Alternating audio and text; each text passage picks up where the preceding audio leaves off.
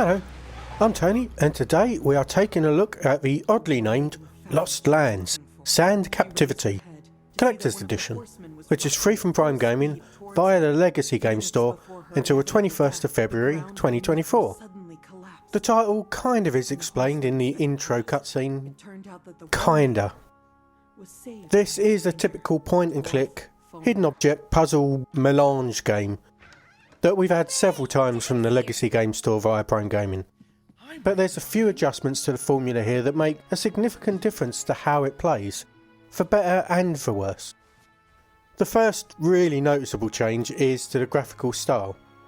Gone are the disconcerting photo style faces pasted onto a drawn image, and they're replaced with full 3D models in cutscenes, which is a big step up. That's probably just as well, since it does feel like there are more of them in this game than in previous games. The voice acting is also a little bit improved, I think. It's generally decent, though there's a few oddly written lines of dialogue that feel unnatural spoken. More effort has been put into the story and the storytelling here, which does help the overall feel of the game.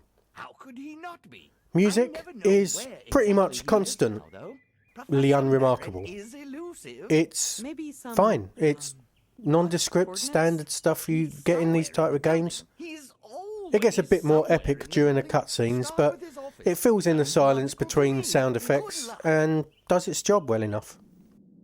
The bulk of the game is a traditional long chain of finding and using objects to allow you to find and use more objects to get through the game. Except this one changes things up a bit here. Unlike other games, all the areas you have visited at any point are always open. I've had one location exhaust all the interactable objects in it after 5.5 hours of play. None of the others have so far. You can still go through it, you can still visit it, there's just nothing to do there. Another way the storytelling kind of affects the gameplay is the fact that in many areas you'll have objects that you can click on but you can't pick them up. It might come up with some sort of cryptic message when you click it. It's just an area you can click on but you can't do anything with. Until you get to the story point, at which point you have to revisit and then you can interact with stuff. So different from previous games where if you could pick it up, you could pick it up at any time and use it. Obviously the downside here is anytime you pick an item up, you've got so many different areas that you have to revisit to check. There's so much backtracking involved in this game. It's also not entirely clear what you need to do, or at least it wasn't to me, which meant I got lost on next steps a fair few times.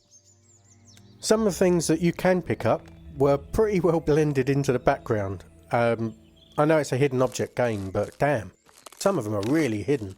I couldn't bloody see them. That's how well hidden they were. So I ended up using the hint function a fair bit.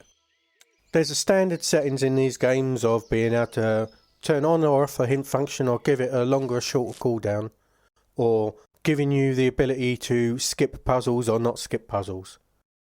If you want a super tough challenge, you can turn off all hints, skips, everything.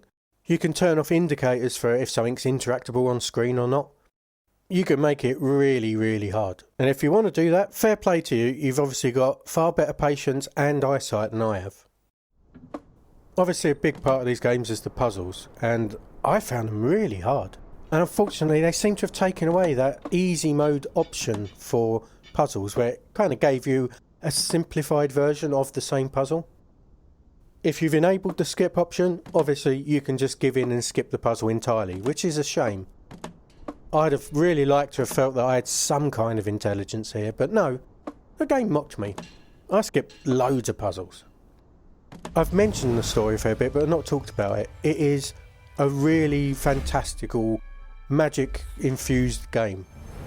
You've got definitely not a rip-off of Hogwarts at all, in no way, honest.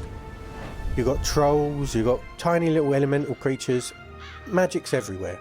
And that kind of ties into how it manages to avoid a flaw that a lot of these other games have, which is totally illogical item use, which is a bit of a bugbear of mine.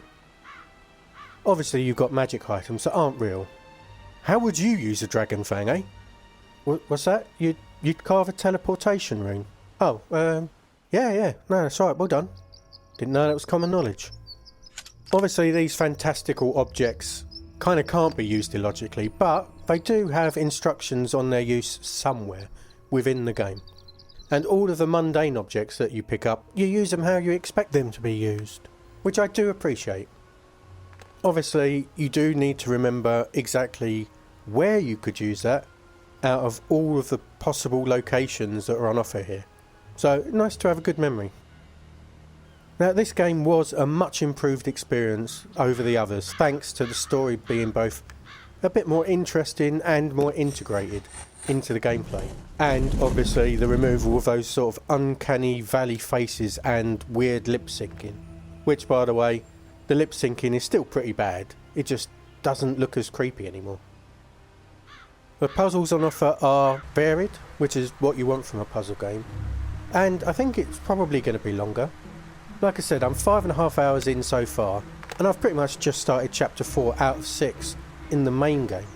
But there's bonus chapters available after you complete the game as well. Add on to that a whole bunch of collectibles, some of which unlock puzzles or mini-games, a load of achievements, and the ability to replay puzzles and mini-games if you skipped and you want to like challenge yourself without going through the whole game. There's tons here, and it's done better than in previous giveaway games. I think this is going to be great for anyone that is looking for a challenging game of this genre. For those of us that aren't in the big puzzle leagues, there's always the hint and skip buttons if you want. Plus there's also a pretty much full walkthrough available from the strategy guide in the menu system in game. So there's that option if you really want to just get through the game. Now personally, despite this being a better game all round, it was just too tough for me. I didn't enjoy all the backtracking that comes with all of those locations being open with all the unsolved interactions. It was just too sprawling for me. I preferred the restricted number of areas previously. Obviously struggling to solve any of the puzzles, which is obviously on me, not on the game, didn't really help either. It just never felt that much fun, this game. Which is kind of why I've not finished it yet, and probably won't. It seems weird saying that this is a better game, but I prefer the crappier ones, but I kind of do. Still, you know why I don't like it.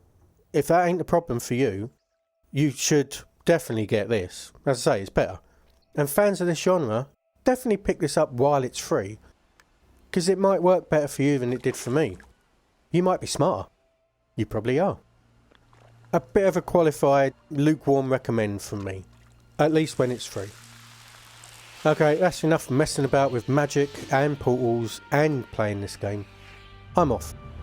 Thanks for watching, and I'll talk to you soon. Goodbye.